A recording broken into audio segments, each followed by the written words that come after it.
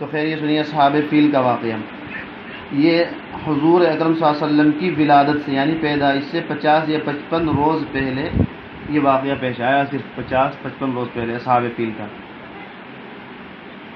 قرآن کریم میں اس کے بارے میں خاص صورت نازل ہوئی. الم تر کیف فعل ربک باصحاب الفیل الم یجعل.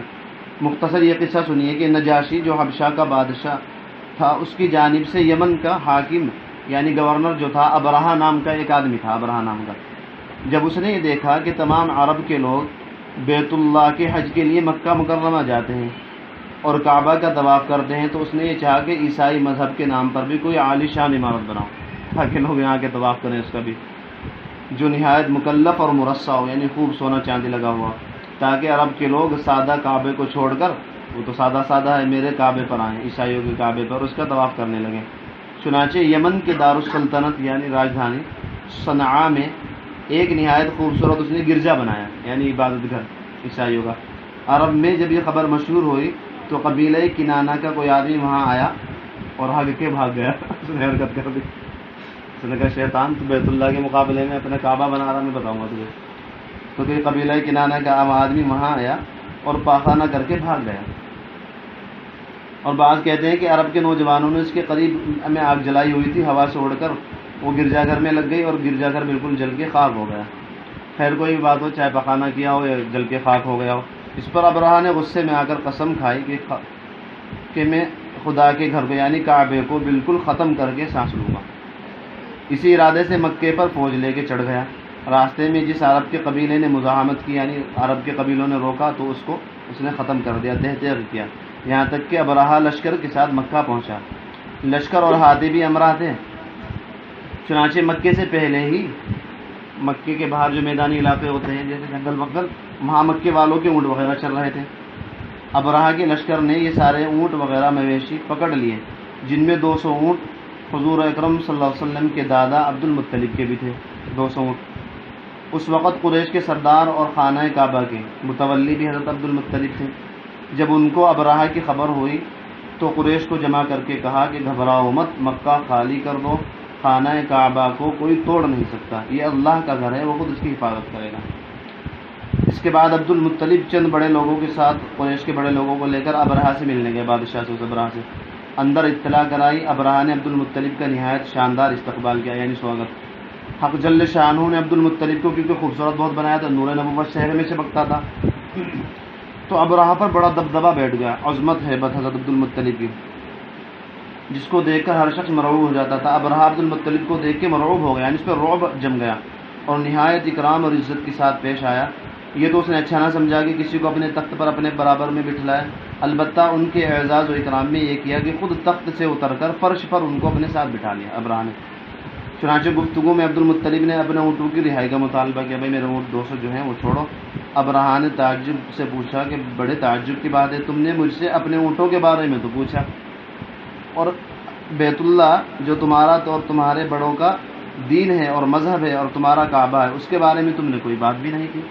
تو عبد المطلب نے جواب دیا انا رب الابل وللبیت ربہ، کہ میں تو اونٹوں کا رب ہوں یعنی ان کا رکھوالا ہوں، اور اس گھر کا رب تو اللہ تعالیٰ ہے. میں اونٹوں کا مالک ہوں، اس لیے میں نے اونٹوں کا سوال کیا، اور کعبے کا خدا مالک ہے، وہ خود اپنے گھر کو بچائے گا. ابرہہ نے کچھ سکوت کیا یعنی چپ رہا. چپ رہنے کے بعد عبد المطلب کے اونٹوں کو واپس کرنے کا حکم دیا. عبد المطلب اپنے اونٹ لے کر واپس آ گئے اور تمام قریش کو مکے والوں کو حکم دیا کہ مکہ خالی کر دیں، اور تمام اونٹوں کو خانہ کعبہ کی نظر کر دیا کہ خانہ کعبے کے لیے وقت ہے.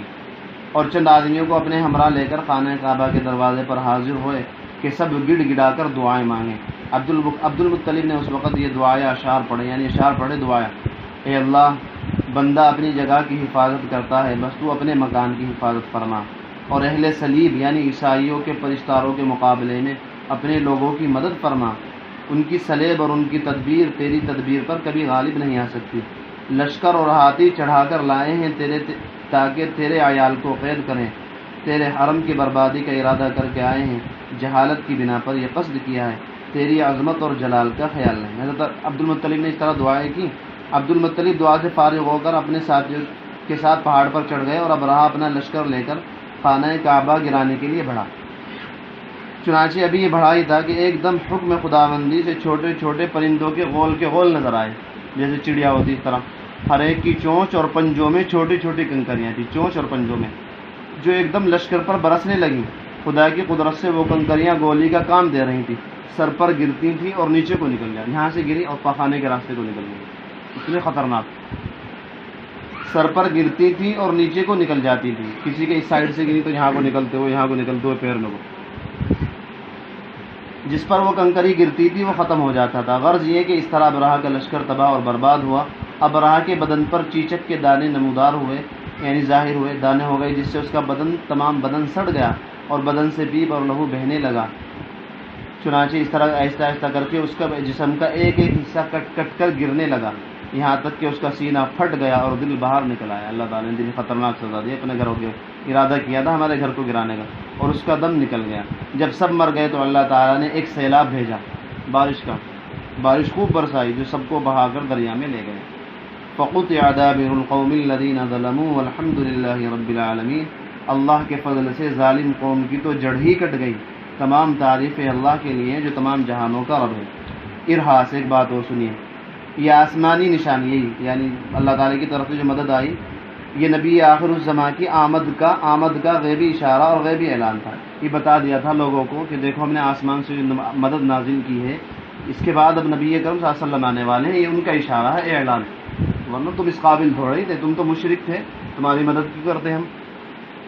قریش کی یہ غیبی نصرت اور حمایت فقط اس لیے تھی کہ نبی آخر الزماں جو عنقریب اس عالم میں آنے والے ہیں، یہ ان کا قبیلہ اور کنبہ ہے، اس وجہ سے اللہ نے ان کی مدد کی، اور اللہ کے قبلے کی متولی اور محافظ ہیں، اس لیے اللہ تعالیٰ نے ان کی مدد فرمائی۔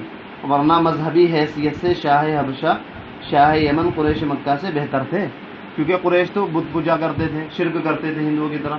اب وہ جو اللہ کے نبی تو کیونکہ آئے نہیں تھے، اللہ کے نبی کے آنے سے پہلے تو حضرت عیسیٰ کی وہ چل رہی تھی نبوت، تو عیسائی تھا وہ، حبشہ کا بادشاہ بھی عیسائی تھا، ابرہہ بھی عیسائی تھا، وہ ان سے بہتر تھا مکے والوں سے مذہب کے اعتبار سے، کیونکہ وہ حضرت عیسیٰ کے مذہب پر تھا۔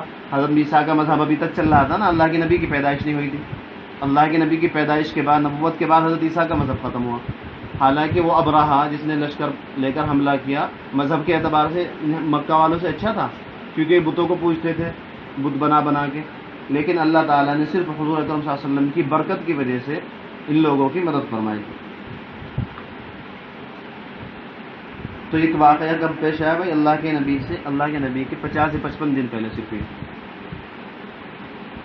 ابرہہ کی لشکر کشی اور تباہی بربادی کا یہ واقعہ محرم المحرام میں پیش آیا، جبکہ نبی اکرم صلی اللہ علیہ وسلم کی پیدائش کا زمانہ بالکل قریب آ چکا تھا۔